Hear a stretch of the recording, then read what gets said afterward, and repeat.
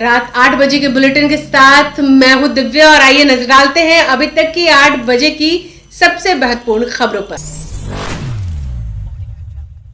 नमस्कार, आप देख रहे हैं आंखें न्यूज 24 और मैं हूं दिव्या। बिहार सरकार के मंत्री अशोक चौधरी ने आज विपक्षी एकजुटता और कानून व्यवस्था के मुद्दे पर इंडिया अलायंस पर निशाना साधा है। उन्होंने कहा कि इतने बड़े अंतर्राष्ट्रीय संकट के समय भी इन नेताओं को अपना राजनीति एजेंडा और चुनाव ही याद आ रहा है। देश इनके लिए प्राथमिकता नहीं है। अगर ममता बनर्जी या राहुल गांधी खुद नहीं आ सकते थे तो किसी सांसद को प्रतिनिधि बनाकर भेज सकते थे, लेकिन इन्हें देश हित से ज़्यादा अपनी राजनीति रोटी सेकना ज़रूरी लगता है। और उन्होंने क्या कुछ कहा, सुनिए। टीएमसी का अपना है, अपना पॉलिटिकल, जनता देख रही है कि इतने बड़े इंटरनेशनल क्राइसिस में इनको अपना चुनाव समझ में आता है, देश प्राथमिकता में नहीं है। भाई, आप इतने बड़े, आपके इतने मेंबर ऑफ पार्लियामेंट है, किसी को आप रिप्रेजेंटेटिव बना के भेज सकते हैं, लेकिन देश हित से ज़्यादा उनको अपनी राजनीति जरूरी लगती है और देश हित से के बदले में वो वहाँ पर अपना राजनीतिक रोटी सेक रही हैं। तो मैं समझता हूँ कि कोई भी पॉलिटिकल पार्टी या कोई भी सोशल एक्टिविटी देश से बड़ा नहीं हो सकता है। आपके यहाँ चुनाव है, आप परेशान हैं, आप लड़ रहे हैं भारतीय जनता पार्टी से, लेकिन यहाँ पर मिडिल ईस्ट के क्राइसिस को लेकर ऑल पार्टी मीटिंग हुई थी और राहुल गांधी नहीं पार्टिसिपेट किए, तो ये भी एक लगता है कि लीडर ऑफ द पोजीशन जो है वो पार्टिसिपेट नहीं किए कार्यक्रम में। तो सीरियसनेस दिखता है, राजनीतिक सीरियसनेस दिखता है। सर, ममता बनर्जी ने कहा है सर कि बंगाल को खत्म कर देना चाहते हैं ये लोग। काहे के लिए? कौन ये सब फालतू बात है, ये सब non serious and total. Bengal का विभाजन कब हुआ? ममता जी को इतिहास पढ़ना चाहिए। बंगाल का विभाजन हुआ, उड़ीसा और बिहार एक राज्य बना, फिर उड़ीसा का बिहार से विभाजन हुआ, तो ये अब हम लोग तो और डिसेंट्रलाइजेशन ऑफ स्टेट हो रहा है ना। फिर बिहार से झारखंड अलग हुआ, अब बंगाल को बिहार में मिलाने का क्या कौन कहानी है? एक ऐसे ही तेजस्वी यादव ने कहा है कि 2005 से लेकर के 2025 तक अपराध के आंकड़े बहुत ज्यादा हैं, ये देखने जिनको तेजस्वी जी को देखना चाहिए कि इस देश में उनके समय इस प्रदेश में जनसंख्या क्या थी, इस प्रदेश के डॉक्टर, इस प्रदेश के व्यापारी, इस प्रदेश के जो हमारा इंटेलेक्चुअल प्रॉपर्टीज था, वो क्यों बिहार छोड़ करके भाग गया। पटना में अभी 100 डॉक्टर हैं, तेजस्वी जी को हम डेटा दे देंगे, जो इनके कार्यकाल में, पिताजी के कार्यकाल में देश छोड़ करके भाग गए, बिहार छोड़ करके भाग गए। अब जब नीतीश जी का राज पटाया तो लोग वापस लौटे और फ्लरिश कर रहे हैं। घटनाएं हुई हैं, लेकिन सरकार स्पॉन्सर्ड घटनाएं नहीं है, घटनाएं हुई है और सरकार उन घटनाओं पर त्वरित कार्रवाई कर रही है। नमस्कार, आप देख रहे हैं आंखें न्यूज 24 और मैं हूं दिव्या। रामनवमी शोभा यात्रा अभिनंदन समिति के द्वारा आज प्रेस कॉन्फ्रेंस किया गया, जिसमें बीजेपी के राष्ट्रीय अध्यक्ष और रामनवमी शोभा यात्रा अभिनंदन समिति के अध्यक्ष नितिन नवीन ने कहा कि पटना में लोग बड़े ही उत्साह के साथ ये पर्व मनाते रहे हैं। संगठित रूप से हमने इसको करने का काम किया है। घर घर में राम के उच्चारण के साथ हम लोग आगे बढ़े। विभिन्न प्रकार की झांकियां भी देखने को मिलेगा। उत्तर प्रदेश, बनारस, वृंदावन के लोग भी शामिल होने आएंगे। शुभ पर्व भी हमारे बीच में कल आयोजित होने वाला है। अगर आप तिथि के अनुसार देखेंगे तो रामनवमी का जो नवमी का तिथि है वो प्रारंभ हो गया है। इसके लिए आप सभी को के माध्यम से रामनवमी की बधाई समस्त बिहारवासी, देशवासियों को मैं दे रहा हूँ। रामनवमी का ये पर्व पटना में हम लोग बहुत ही उत्साह के साथ मनाते रहे हैं और मुझे ध्यान में है बहुत लंबे समय से पटना में रामनवमी की झांकियां निकलती थी, लेकिन 2010 में हम लोगों ने इन यात्राओं को संगठित रूप से करने का प्रयास किया और श्री राम चौक डाकबंगला चौराहे पे इन भव्य झांकियों का स्वागत का सिलसिला 2010 में हम लोगों ने प्रारंभ किया और 2010 में 8 यात्राओं से प्रारंभ किया हुआ यह सफर 2026 में हम लोग आज 52 यात्राओं का सफर आगे बढ़ चुका है और इस वर्ष जहां पूरे पटना को लाखों महावीर ध्वजों से सजाया गया है, पटना पूरा राममय भगवामय दिख रहा है। पूरी चंदन नगर की इलेक्ट्रॉनिक लाइटिंग से उसको सजाया गया है और पूरे पटना के लिए एक वातावरण उत्सवमय हो, उत्साहमय हो और एक हर घर में राम के विचारों के साथ, श्री राम के आदर्शों के साथ कैसे हम आगे बढ़े, इसका इस पूरा पूजा के अवसर पे हम लोग संकल्पित होते हैं। इस वर्ष भी सभी यात्राओं में विभिन्न प्रकार की झांकियों को देखने का मौका मिलेगा।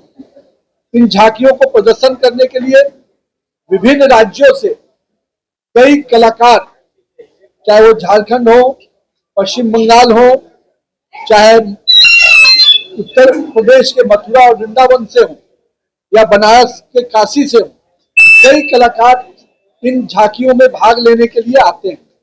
साथ ही साथ कई प्रकार के ढोल नगाड़े, चाहे वो नागपुर का बैंड हो, झारखंड का बैंड हो, कई अलग अलग स्थानों से जो ढोल नगाड़े की आवाज भी आपको अलग अलग वाद्य यंत्रों से सुनने का मौका मिलेगा।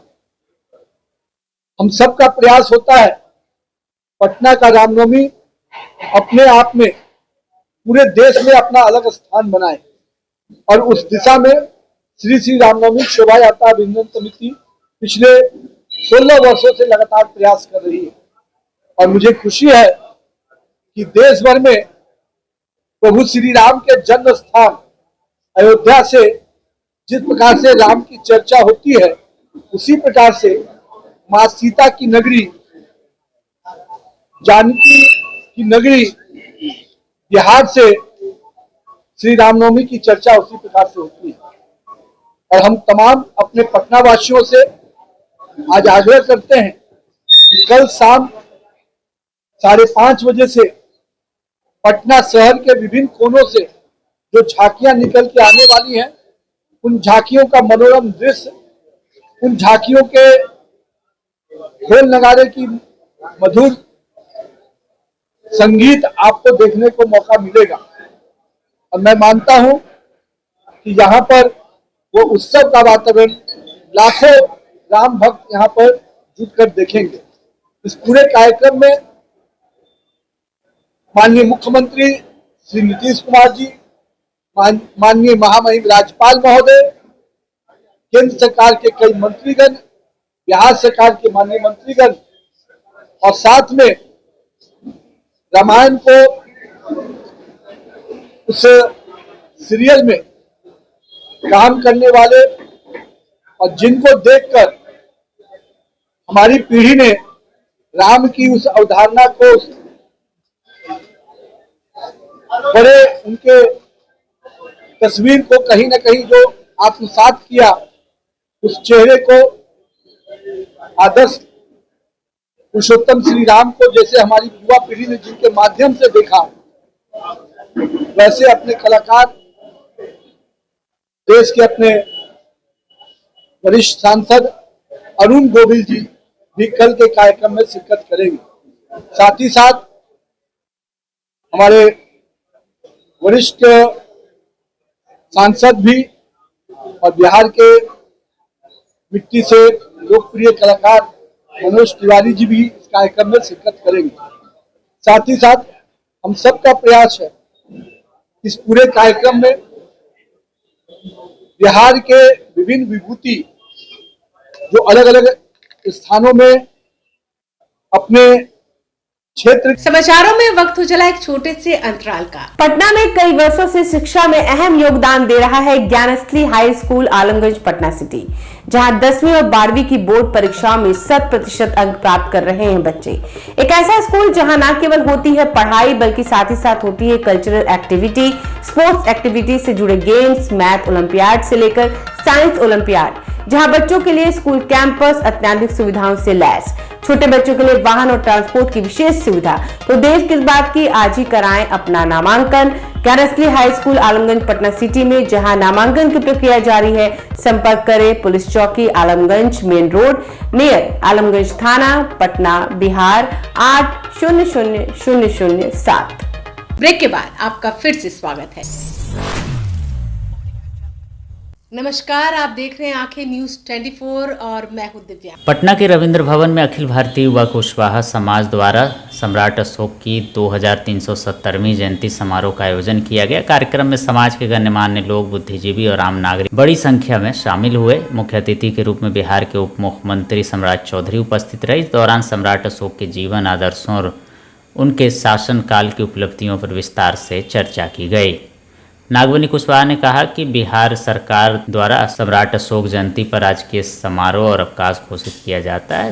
पंचायतों के साथ साथ गांव में मिडिल स्कूल, प्राथमिक विद्यालय का निर्माण कराया, गांव में सब्जी हाट बनाने का काम शुरू किया और अब तो आगे बढ़कर सोचा नीतीश जी ने, जब प्रगति यात्रा शुरू हुआ और आप महिला बहनों से जब संवाद शुरू हुआ तो मुख्यमंत्री जी को जब आपने कहा कि हमको बिजली बिल बहुत देना पड़ता है, तो मुख्यमंत्री जी ने तय किया कि हम 125 यूनिट जिसने वोट दिया हो उसको भी देंगे और जिसने नहीं दिया है उसको भी देने का काम नीतीश कुमार की सरकार कर रही।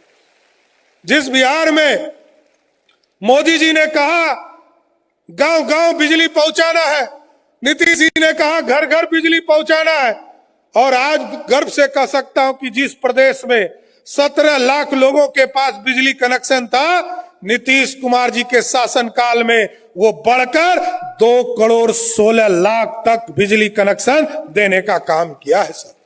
आज तो अब सुप्रीम कोर्ट कह रहा है, जो मुख्यमंत्री जी का सपना है कि गांव की बहनें हमारी, जो हमारी बहनें हैं, बिहार की महिलाएं वो समृद्ध हो, आर्थिक रूप से विकास कर सके, तो आपको जानकर खुशी होगी जिस बिहार में महिलाओं के कोई योगदान नहीं माने जाते थे अर्थव्यवस्था में, आज बिहार में नीतीश कुमार जी ने जब इसकी शुरुआत की तो महिलाओं को इससे जोड़ना शुरू किया।